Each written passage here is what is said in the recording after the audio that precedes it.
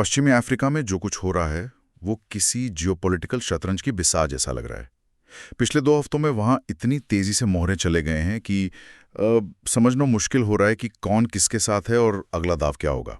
आतंकवाद, तख्तापलट और बड़ी ताकतों की खींचतान ने पूरे इलाके को एक ऐसे मोड़ पे ला खड़ा किया है जहां से भविष्य की तस्वीर बहुत धुंधली नजर आ रही है। आज की ये प्रस्तुति प्रोवेब एआई द्वारा प्रायोजित है और हम जिन स्रोतों का विश्लेषण कर रहे हैं वो स्टाइलो न्यूज़ ने तैयार किए हैं, जो एक एआई संचालित समाचार एप्लीकेशन है। और इससे पहले कि हम आगे बढ़ें, 1 मिनट स्टाइलो न्यूज़ के बारे में। ये असल में स्टाइलो इंटेल ऑप्स सॉफ्टवेयर का वो संस्करण है जिसे आम लोग इस्तेमाल कर सकते हैं। इसका जो बड़ा संस्करण है वो सरकारें, सेना और बड़ी कंपनियां इस्तेमाल करती हैं। मतलब हमारे श्रोताओं को एक ऐसा टूल इस्तेमाल करने का मौका मिल रहा है जो दुनिया के बड़े फैसले लेने वालों की मदद के लिए बनाया गया है। तो आज हम इन खबरों के तह तक जाएंगे। इन घटनाओं के पीछे का पैटर्न क्या है, इनका स्थानीय, राष्ट्रीय और अंतर्राष्ट्रीय स्तर पर क्या असर पड़ रहा है, और सबसे जरूरी बात, वो कौन से बड़े खिलाड़ी हैं जो ये खेल खेल रहे हैं। चलिए समझने की कोशिश करते हैं। तो चलिए इस पूरे मामले की तह तक चलते हैं और शुरुआत नाइजीरिया से करते हैं। वहां जो कुछ हो रहा है वो एक फिल्म की स्क्रिप्ट जैसा लगता है। सेना के अंदर साजिश, उत्तर में खूंखार गैंग्स और अब एक बिल्कुल नया आतंकवादी ग्रुप। आखिर चल क्या रहा है वहां? बिल्कुल सही कहा। नाइजीरिया एक साथ कई मोर्चों पर लड़ रहा है। सबसे पहले तो देश के अंदर ही राजनीतिक अस्थिरता का खतरा मंडरा रहा है। अक्टूबर 2025 में सेना के 16 बड़े अफसरों को गिरफ्तार किया गया था और अब उन पर राष्ट्रपति बोला टिनुबू के खिलाफ तख्तापलट की साजिश रचने के आरोप में कोर्ट मार्शल चल रहा है। ये तो बहुत गंभीर बात है, खासकर तब जब नाइजीरिया के पड़ोसी देशों माली, बुर्किना फासो, नाइजर में एक के बाद एक तख्तापलट हो चुके हैं। तो क्या ये सिर्फ कुछ असंतुष्ट अफसर हैं या नाइजीरिया की सेना के अंदर कोई बड़ी दरार पड़ चुकी है? हाँ, ये मामला वाकई बहुत नाजुक है। सरकार इस कोर्ट मार्शल के जरिए एक कड़ा संदेश दे रही है कि सेना पर नागरिक सरकार का ही नियंत्रण रहेगा। ये एक तरह से लकीर खींचने जैसा है। अच्छा। लेकिन ये इस बात का भी संकेत है कि सेना के अंदर सब कुछ ठीक नहीं है। जब पड़ोस में सेना सत्ता पर कब्जा कर लेती है तो उसका असर कहीं ना कहीं अपनी सेना पर भी पड़ता है। मतलब एक तरफ घर के अंदर ये तनाव है और दूसरी तरफ देश के बाहर से भी चुनौतियां कम नहीं है। मैंने पढ़ा कि उत्तर में हुए हमलों में सैकड़ों लोग मारे गए हैं। जी, और ये सिर्फ छोटी मोटी घटनाएं नहीं है। क्वारा और कत्सीना राज्यों में जो हमले हुए उनमें करीब 200 लोग मारे गए। ये सिर्फ डाकुओं का काम नहीं है, ये संगठित समूहों के सुनियोजित हमले हैं जो सरकार के अधिकार को सीधी चुनौती दे रहे हैं। लेकिन यहाँ एक और ज्यादा खतरनाक खिलाड़ी मैदान में उतर आया है। आप उस नए ग्रुप लकुरावा की बात कर रही हैं? बिल्कुल। लकुरावा एक हाइब्रिड आतंकी समूह है। हाइब्रिड इसलिए क्योंकि ये जिहादी विचारधारा और संगठित अपराध जैसे किडनैपिंग और तस्करी का एक घातक मिश्रण है। ये उत्तर पश्चिमी नाइजीरिया से निकलकर पड़ोसी देशों नाइजर और बेनिन तक फैल रहा है। ओह। नाइजीरिया ने जनवरी 2026 में इसे आतंकवादी संगठन घोषित तो कर दिया, लेकिन ये जमीन पर बहुत तेजी से अपनी पकड़ बना रहा है। ये उन इलाकों में घुसपैठ करता है जहां सरकार की मौजूदगी कमजोर है और फिर वहां अपना राज चलाता है। तो ये सब असल में एक ही बड़ी कहानी के अलग अलग हिस्से लग रहे हैं। मतलब नाइजीरिया की सरकार की पकड़ देश के कई हिस्सों में कमजोर पड़ रही है और जब भी सत्ता का एक खालीपन, एक पावर वैक्यूम बनता है तो उसे भरने के लिए कोई ना कोई आगे आता ही है, चाहे वो सेना के असंतुष्ट अफसर हों या फिर लकुरावा जैसे नए आतंकी गुट। आपने बिल्कुल सही नब्ज पकड़ी है। और हमें ये भी नहीं भूलना चाहिए कि पुराना दुश्मन बोको हराम अभी भी मौजूद है। क्वारा राज्य के कैंजी नेशनल पार्क में हुआ नरसंहार इसी का सबूत है। तो आप देखिए नाइजीरिया के लिए चुनौती कितनी बड़ी है। अंदरूनी राजनीतिक साजिश, उत्तर में हथियारबंद गिरोह और लकुरावा जैसा नया हाइब्रिड खतरा। ये एक बहुआयामी संकट है। नाइजीरिया में जिस हाइब्रिड ग्रुप लकुरावा की बात हुई उसका असर पड़ोसी देश नाइजर में भी फैल रहा है। तो चलिए इसी कड़ी को पकड़कर नाइजर की तरफ चलते हैं, जहां सिर्फ आतंकी गुट ही नहीं बल्कि पूरी जियोपॉलिटिक्स ही एक नया मोड़ ले रही है। वहां क्या हुआ? नाइजर की स्थिति और भी विस्फोटक है। 28-29 जनवरी की रात को राजधानी नियामी के अंतर्राष्ट्रीय हवाई अड्डे के पास जबरदस्त गोलीबारी और धमाके हुए। ये कोई मामूली जगह नहीं है। इसी हवाई अड्डे पर नाइजर की वायुसेना का अड्डा है, एक ड्रोन बेस है और साहिल के संयुक्त बल का मुख्यालय भी है। मतलब ये हमला सीधे नाइजर की सैन्य क्षमता के दिल पर किया गया था। बिल्कुल। और हमलावर कौन थे? मैंने पढ़ा कि नाइजर की सैन्य सरकार ने तुरंत ही उंगली फ्रांस और उसके पड़ोसी सहयोगियों बेनिन और आइवरी कोस्ट पर उठा दी। ये तो बहुत बड़ा इल्जाम है। बहुत बड़ा। जनरल अब्दुर्रहमान तियानी की सरकार ने सीधे सीधे इन देशों के राष्ट्रपतियों पर हमले की साजिश रचने का आरोप लगाया। इससे पूरे क्षेत्र में तनाव चरम पर पहुंच गया।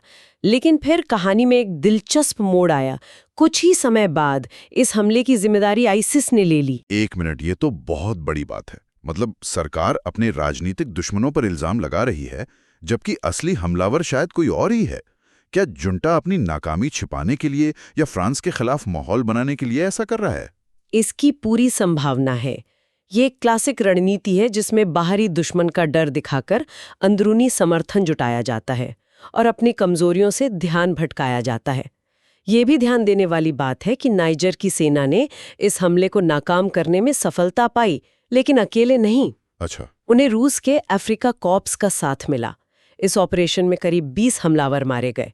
ये घटना साहेल में रूस की बढ़ती सैन्य मौजूदगी को साफ तौर पे दिखाती है। तो मतलब एक तरफ आईसिस और दूसरे जिहादी गुट हैं, और दूसरी तरफ नाइजर की सेना और रूसी सैनिक। ये संघर्ष कितना गंभीर है? बहुत ज्यादा। नियामी हमले के कुछ ही दिन बाद 4 फरवरी को मकालोंडी में एक और बड़ा हमला हुआ, जिसमें नाइजर के कम से कम 36 सैनिक मारे गए। इसकी जिम्मेदारी JNIM और इस्लामिक स्टेट से जुड़े गुटों ने ली है, और ये हमले सीधे सीधे AES यानी अलायंस ऑफ साहिल स्टेट्स के लिए एक बड़ी चुनौती हैं। AES ये वही नया गठबंधन है जिसे माली, बुर्किना फासो और नाइजर ने अपनी सुरक्षा के लिए बनाया है, खासकर पश्चिमी देशों से दूरी बनाने के बाद। जी हाँ, ये तीनों देश जहां सेना का शासन है, उन्होंने मिलकर अपना एक सुरक्षा गठबंधन बनाया है। उनका मकसद है कि वो बिना किसी बाहरी, खासकर पश्चिमी मदद के जिहादी गुटों से लड़ेंगे। तो अब उनकी काबिलियत का पहला बड़ा इम्तिहान हो रहा है, और शुरुआती नतीजे बहुत अच्छे नहीं दिख रहे हैं। ये सब कुछ एक बड़ी जियोपॉलिटिकल खींचतान के बीच हो रहा है, और ऐसा लग रहा है कि अमेरिका ने इस पूरे खेल को देखकर अपनी रणनीति में एक बड़ा बदलाव किया है। बिल्कुल, ये इस पूरे घटनाक्रम का सबसे महत्वपूर्ण पहलू है। अमेरिका एक दोहरी रणनीति अपना रहा है। एक तरफ वो नाइजीरिया जैसे लोकतांत्रिक सहयोगी के साथ सैन्य सहयोग बढ़ा रहा है। बोको हराम और ISWP से लड़ने के लिए हथियार, खुफिया जानकारी और यहाँ तक कि एक छोटी सैन्य टीम भी भेजी गई है। लेकिन दूसरी तरफ जो सबसे हैरान करने वाली बात है, वो है माली, बुर्किना फासो और नाइजर की सैन्य सरकारों के प्रति अमेरिका का रवैया।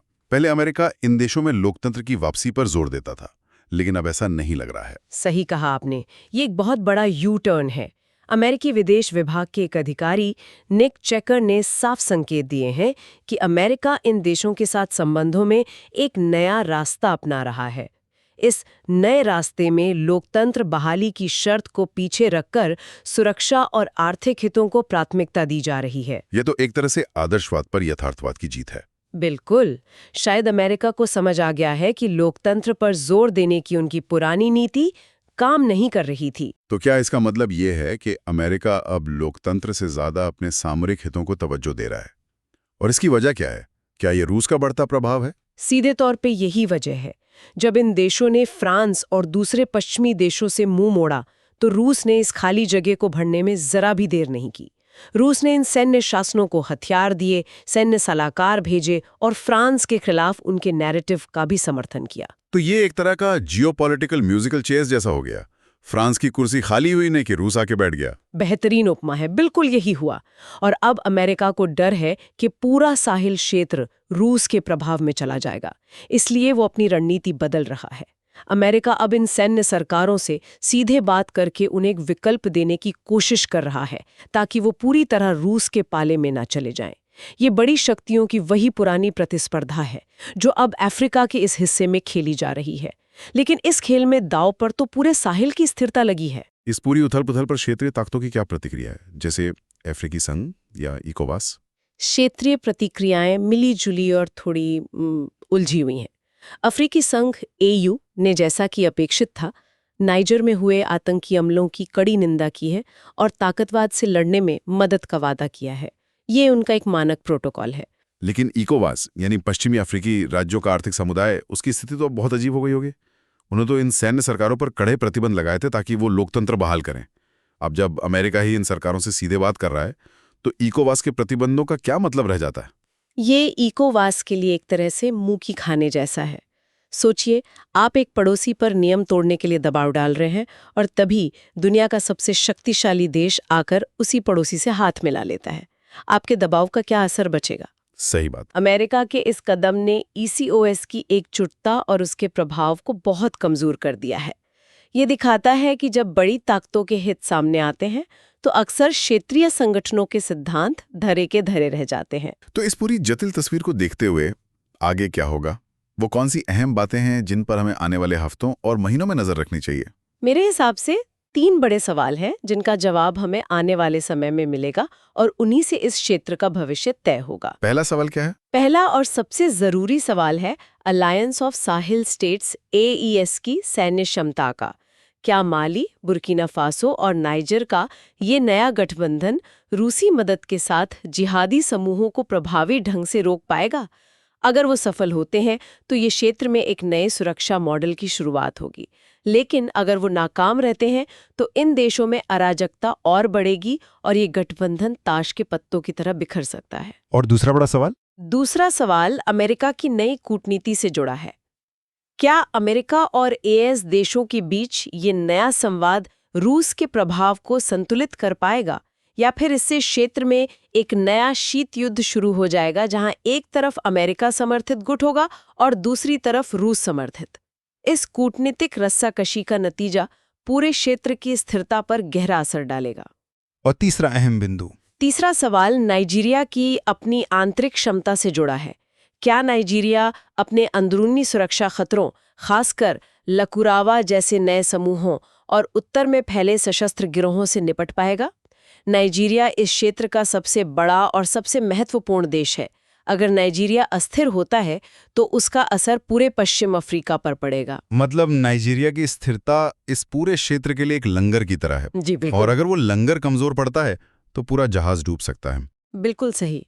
तो आज के विश्लेषण को खत्म करने से पहले एक सवाल जो मेरे मन में घूम रहा है, हम देख रहे हैं कि पूरा भू-राजनीतिक परिदृश्य बदल रहा है। तो क्या रूस जैसे नए भागीदारों के समर्थन से बने AS जैसे क्षेत्रीय गठबंधन पारंपरिक पश्चिमी समर्थित ढांचों की तुलना में स्थिरता लाने में ज्यादा असरदार साबित होंगे? या फिर ये बड़ी ताकतों की होड़ साहिल में सिर्फ नई और ज्यादा खतरनाक दरारें ही पैदा करेगी? यही आज की चर्चा का सबसे बड़ा और $1 मिलियन का सवाल है।